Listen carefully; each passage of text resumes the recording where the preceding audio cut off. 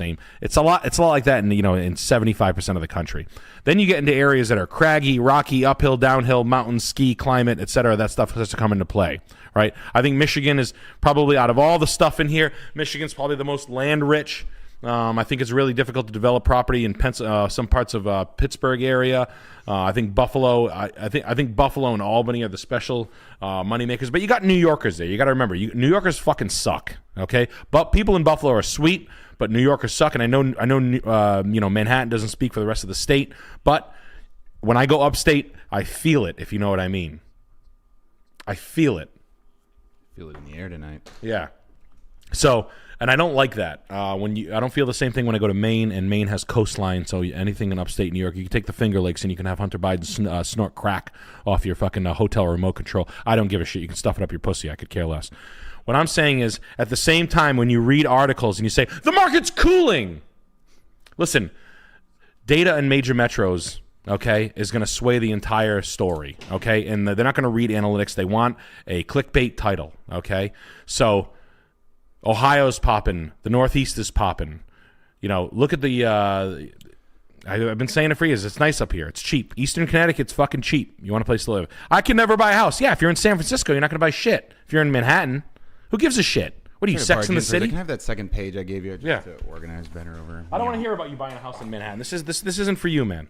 Okay? This I don't give a fuck about your never. I'm here for people trying to buy in areas that make money on the house. All right, and it can happen, and it's gonna happen, and it has happened.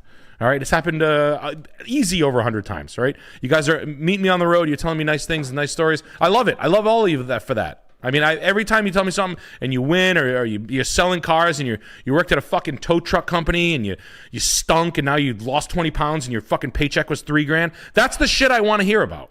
I love that shit. All right. Your fucking girl dumped you and you were a fucking zit-faced piece of shit, and now you're doing whatever. You worked as an electrician with your uncle or whatever. Good.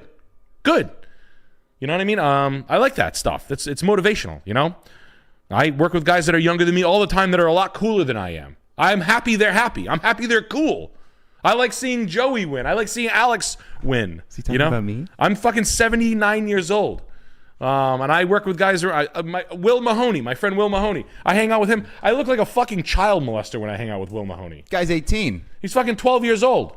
He's partying. He's like this. No, Nikki, let's hang out. I'm like this. You know what I look like? I look like fucking Harvey Weinstein hanging out with the Olsen twins when I'm hanging out with you. But we went to the Chuck E. Cheese and it was a good time. But it was a good time. I was in the ball pit swimming underwater the whole time. But you know what? Like pictures. Yeah, no.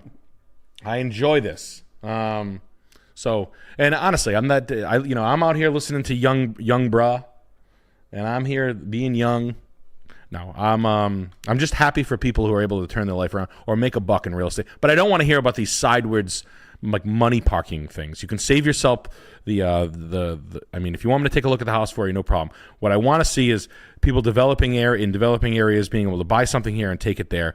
When large metros deflate, the suburbs, they leave. You just can't live in these big metros forever. It's just too fucking expensive. Or it becomes too culturally stagnant. Providence is heading towards the Boston abyss quickly. I'm talking every 6 months. It's like I have to check myself, and I'm like, do I really like this place as much as I used to? And the answer is no. I go out and I'm like, who the fuck are these cornballs? These safe double pound. Where's the drug addiction? Where's the grit, the edge? I want Albany. I want Rochester. I want Syracuse. Not Syracuse. Syracuse is fucking dumb. But I want Buffalo because there's money to be made there. This isn't money. This is where you have to have already owned, because you can't buy in and make money. And I'm not dealing with trust fund kids and their parents, because their parents, I think boomers don't understand their own wealth. I think something's going to happen where, and I'm just thinking out loud here, but I think this is what's going to happen. Boomer parents are letting their kids, they're sort of like subventing their kids' life. They're giving them $2, $3, $4 grand, not a trust fund, but a bad version of it. They don't know that they can't afford that. I think the 55 to 75-year-old parents that are doing that right now and letting their 28-year-old go get a fucking chest tattoo instead of, being a human.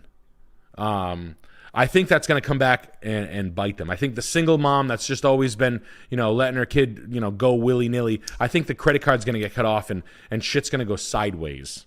He's going to be a pizza chef faster than you think.